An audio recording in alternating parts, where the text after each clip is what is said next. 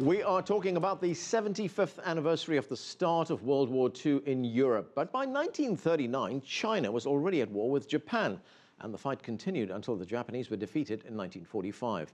Earlier this week, China marked the 69th anniversary of victory in the war of resistance against the Japanese invasion. China played a major role in the Allied victory, and millions of Chinese died in that war effort. For more on all of this, I'm joined now by Meng Wan. He's a professor of government and politics at George Mason University here in Washington, D.C. Professor, welcome to the show. Hi.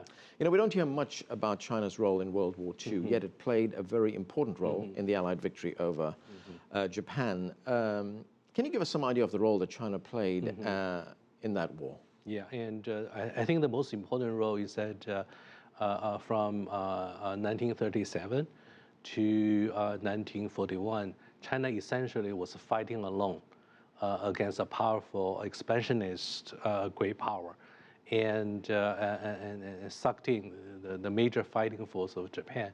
And that's a major sort of contribution from a strategic perspective. So initially we had Japan invading Manchuria in China, right? Right, and actually when, Chinese actually trace it even longer. It's a 14 years war, starting from, exactly, from 1931.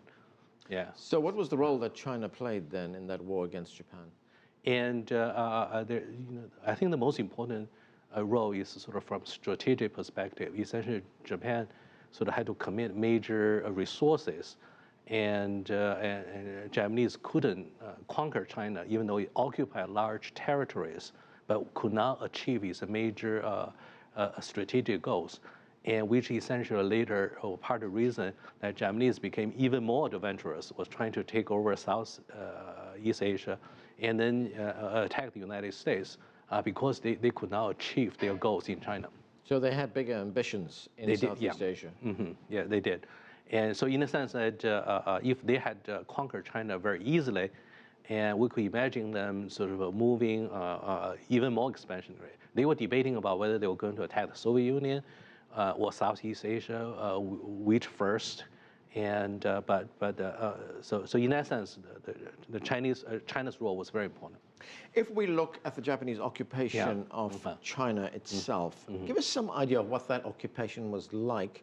And there was also sustained fighting taking place during that occupation. Right. So give us an idea of what the occupation was like and the fighting that took place. Yeah, there was some variation. And because they invaded Manchuria first, so they sort of had a much longer stay there. And they actually built some infrastructure and tried to establish institution there because they were longer there. And then after 1937, they attacked different places sort of in different time, and held some places a bit longer, but other places sort of shorter. And there was some fluctuation in how much territory they controlled. But even in the nominally occupied territories, there was a resistance, certainly both from the Chinese Communist Party guerrilla forces and also from the national government guerrilla forces. And there was a battle line between the nationalist government and the Japanese. So the fighting continued. So we had the war of resistance, as you're talking about there. Now, a lot of Chinese lost their lives during this war. What kind of sacrifices did the Chinese have to make?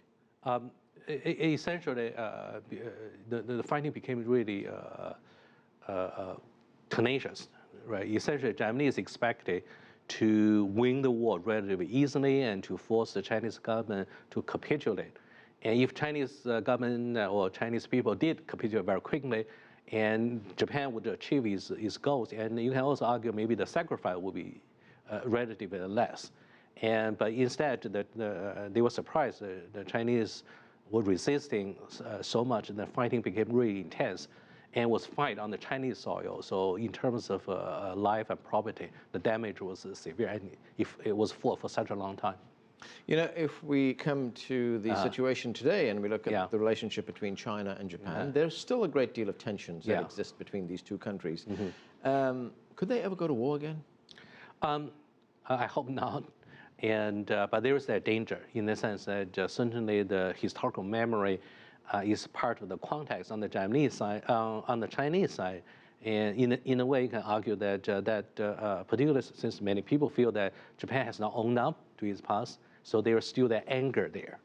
And on the Japanese side, and their worry is that Chinese will not forgive them, and therefore they might want to seek revenge. So they need to be prepared, and then the Chinese action would be also interpreted from their line. So in a sense, both sides are nervous about the relationship, and you can see that they are beefing up their military capacity.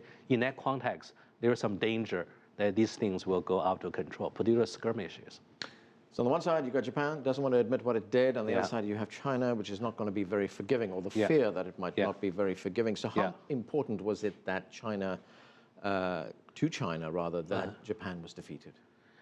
Was very important, and this is important both for the Chinese people and also for the Chinese government, right? Because the Chinese Communist Party, in a way, was a part of the legitimacy for the People's Republic China government as well.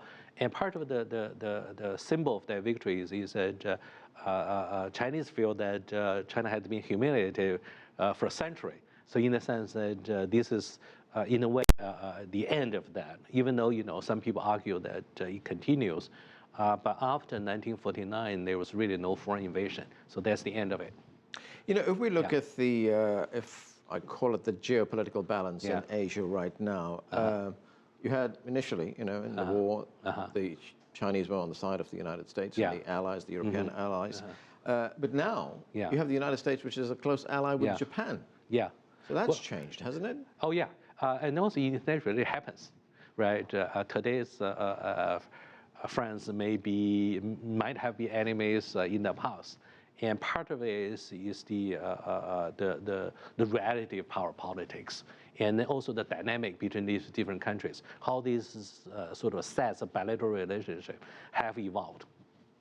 And I guess it could be changing all the time. It can change. Okay, Professor Meng Wan, thank you very much for joining us, sir. Thank you very much.